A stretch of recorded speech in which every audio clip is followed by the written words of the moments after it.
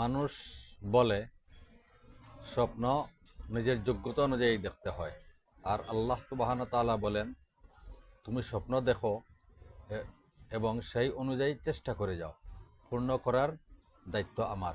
সুবহানাল্লাহ।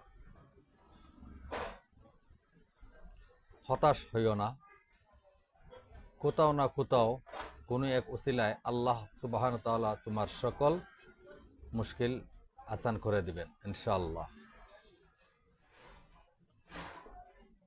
শীঘ্রই তোমার রব তোমাকে এত বেশি করে দিবেন যে তুমি খুশি হয়ে যাবে। এত চিন্তা কিসের? যিনি জীবন দিয়েছেন তিনি সব কিছু জানেন এবং ভেবে রেখেছেন। খারাপ সময় বদলে ভালো সময় অবশ্যই চলে আসবে ইনশাআল্লাহ। ভাগ্যের উপর কারো হাত নেই, সবকিছু পরিবর্তন করার মালিক একমাত্র আল্লাহ সুবহানাহু ওয়া তাআলা। ধৈর্য এমন একটি শক্তি, ধৈর্যের পুরস্কার আল্লাহ সুবহানাহু ওয়া তাআলা দিয়ে থাকেন। এটা কখন কিভাবে আসে একমাত্র তিনিই জানেন। কোনো না কোনোভাবে আল্লাহ সুবহানাহু ওয়া তাআলা ধৈর্যের ফলাফল আপনাকে দিবেন। নির্দিষ্ট একটি সময়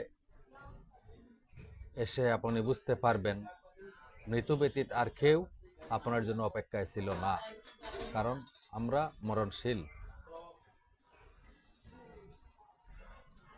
যেখানে কোনো প্রকার ব্যাখ্যা লাগে না, শুধু চোখের পানি দিলেই সব কথা বলা হয়ে যায়, সেই জায়গাটা হলো সিজদা।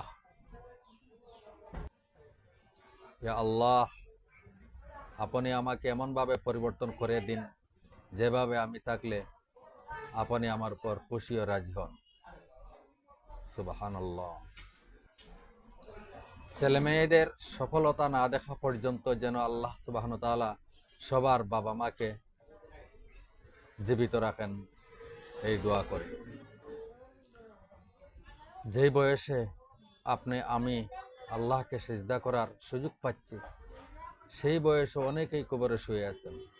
তাই সময় থাকতে আল্লাহর শুকরিয়া আদায় করি, বেশি বেশি করে নামাজ পড়ি এবং আল্লাহকে সিজদা দেই। সুবহানাল্লাহ, সুবহানাল্লাহ। কালেমা পড়তে পড়তে যেন জীবনের শেষ নিঃশ্বাস ত্যাগ করতে পারি। ইয়া রব, আমাদেরকে কবুল করুন ইয়া রব।